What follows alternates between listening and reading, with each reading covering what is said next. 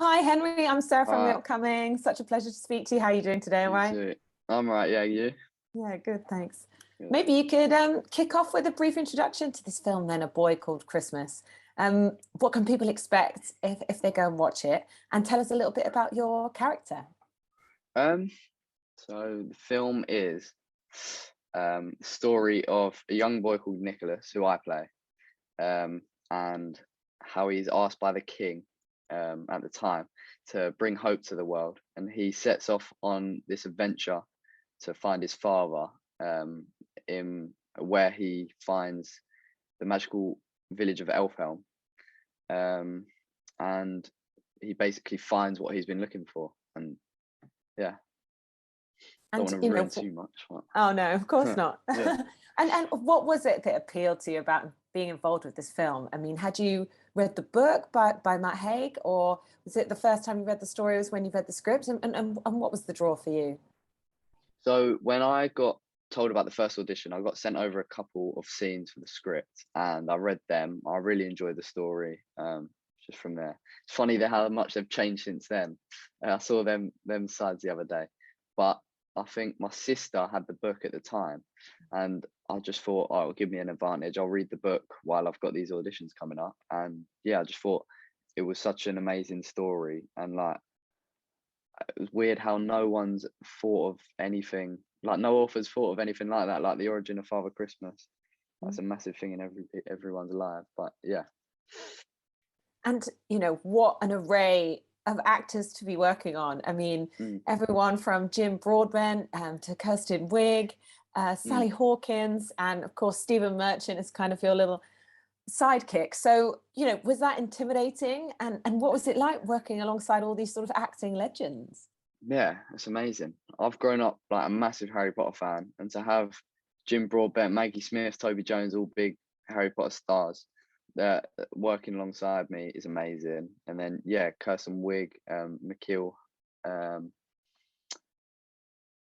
I don't bother saying his surname because I always get it wrong. No other guy at me. Nah. Yeah, it's amazing. Like it's like really surreal. I remember the funny story. The first time I met Jim Broadbent was in the middle of this massive green screen room on basically on a bucking bronco. It was like a little mechanic plastic horse. So the first time I met him, it was it was on that pretending to be on a reindeer, which was really surreal. And yeah, Stephen Merchant I've still yet to meet, even though he's my best mate apparently in the Oh, story. But I think I meet him tonight at the premiere, which is cool. But yeah. oh, amazing. And also, when I was watching it, I was thinking a lot of it looks incredibly realistic. And of course, there's a lot of Mm, CGI that will have been added hmm in, but you feel like a lot of modern films just go so heavy with the CGI. It doesn't look hmm like there's sets there that you could touch and feel, or even when you're in the kind of the snowy plains and in the woods. So, what was it like for you actually filming, like being on set? Were you out in the cold? And what were some of those sets like in real life? Yeah. So it's a mixture. There was a lot of real stuff, which was amazing. I think the first week of filming, we was out in Slovakia in the middle of nowhere in the mountains. So it was on this frozen lake in the cold. It's like minus a million. I remember it was freezing, but I won't complain. I like the snow. Um, but yeah, that was cool. So it just made it feel a whole lot more real, and I think it looks a whole lot more real. And then back at the studio, what they'd done is on the back lot, they built this massive village. So all the exterior of Elfhelm you see in the film was built by these people out basically just out of wood in the back of the studio, which is amazing and made it feel a whole lot more real to work with. And yeah, it looks amazing.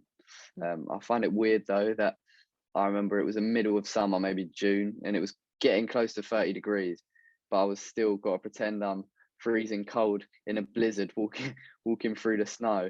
They just had these giant hoses which would spray out fake snow, just get in your eyes all the time.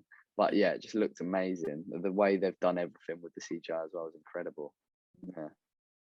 And what I was also thinking is I grew up watching sort of a lot of the old classics, and Mm, I if I watch them now, I feel like I remember every scene, every moment, because when you watch something, especially when you're younger, it really sears itself onto your memory and is very mm. close to your heart. So what were some of the films you watched, kind of Christmas films when you were growing up, And how does it feel to you that you're going to be in those sorts of films for the next generation? Yeah, yeah. I think like you, the one that's closest to my heart would be Elf. Love that film. Yeah, with Will Ferrell. It's really funny. Gets you in the Christmas spirit. That's the one I always watch with my family each year. Yeah, like you, I can almost recite every single scene from that film, which is weird. But yeah, hopefully, maybe not for me, but hopefully, because I'll probably be sick of my own voice by the time I'm 50.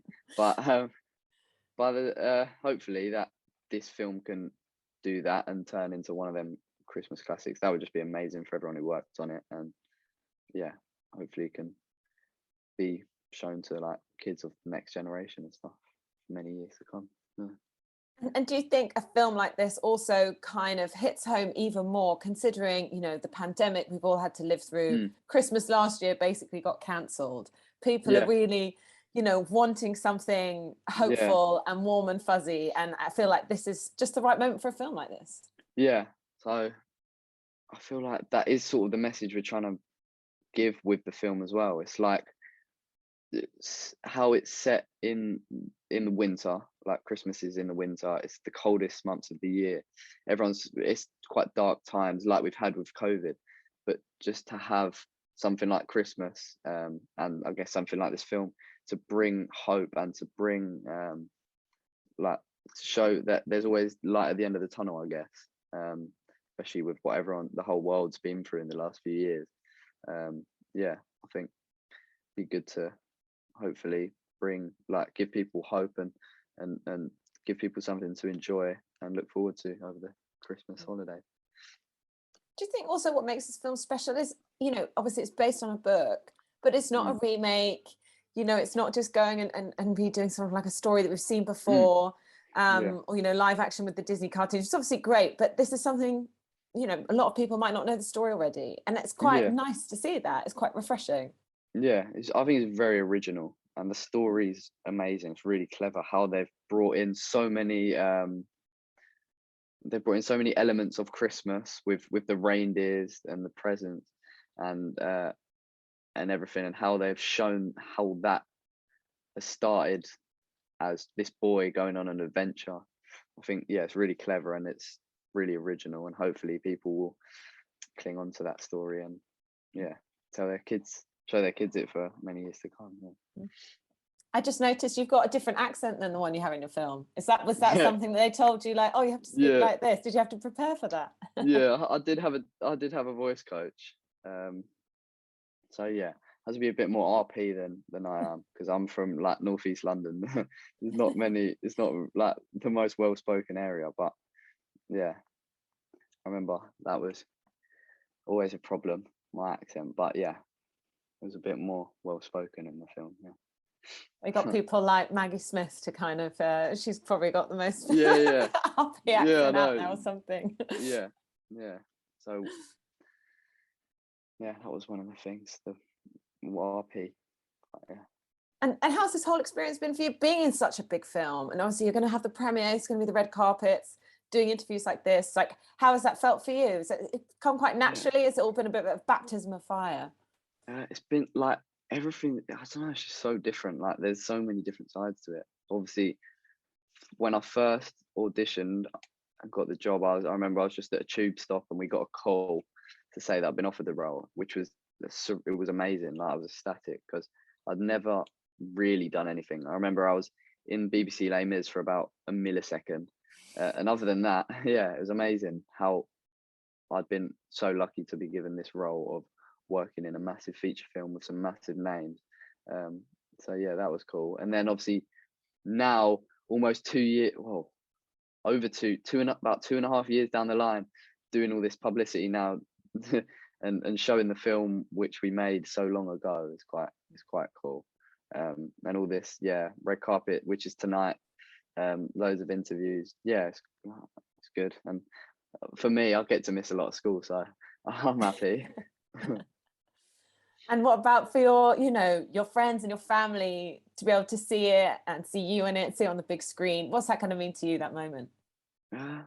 Yeah, so me and my family, we watched it We had a screening a few weeks back, which was amazing. I remember a few of my family came. I remember there was a lot of tears, um, especially during certain parts of the story. I don't wanna ruin it, but yeah, it's cool. Like they're all so proud of me, which is nice. But yeah, just to share it with everyone, it's amazing. Like show everything that we we did so long ago. Mm. And do you know what you're going to do next? Do you already have something in the pipeline? And do you think this film is going to be a great springboard to sort of be finding other roles and doing different things? Yeah, so I don't know. At the moment, for me, it feels like with COVID and everything, it just all slowed down. The industry slowed down. It's starting to get back up on its feet. But yeah, like you said, the film coming out now hopefully will be like a springboard and will hopefully give me my name will get chucked out a bit and I'll be given opportunities soon. But yeah, nothing in the pipeline at the moment. But I'd love to jump straight back into it. Yeah, something I really enjoy doing. Who do you think are some of your idols in terms of directors or actors you'd love to work with?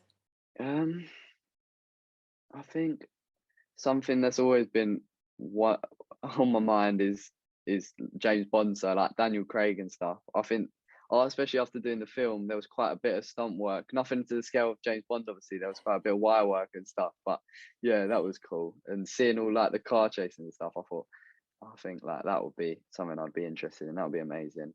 And then actors like Leonardo DiCaprio, Robert De Niro, like amazing, like incredible actors like that. Been grown up watching, like yeah, hopefully to maybe one day be as good as them would be cool. But then obviously actors that I've been working with in this film, Toby Jones, Jim Broadbent, Maggie Smith, that's some of the biggest names in the in the industry. It's quite cool. So hopefully to be up there with them names one day would be something I'd like to achieve. Well, maybe in a few years you can take up the role Yeah. of James Bond. Now there's an open spot. Yeah, So. yeah, that's what I've had. Yeah, I've been thinking about that. That'd be quite cool. Maybe a few years, but yeah. And finally, like, are you looking forward to Christmas this year? Like, when are we going to get the Christmas tree up? I've seen other people already doing it. It feels too early for Yeah. me, but what do you think? Oh, way too early for me. I know my sisters always want it like 1st of December. I'm like, please, because you got to take a chair out the front room to put the tree there. So when I want to watch football, I've got to sit on the bad chair and the Christmas tree's in the way. So as late as possible for me. But yeah, it is nice to get in the Christmas spirit. But no, November, no chance. No, too early.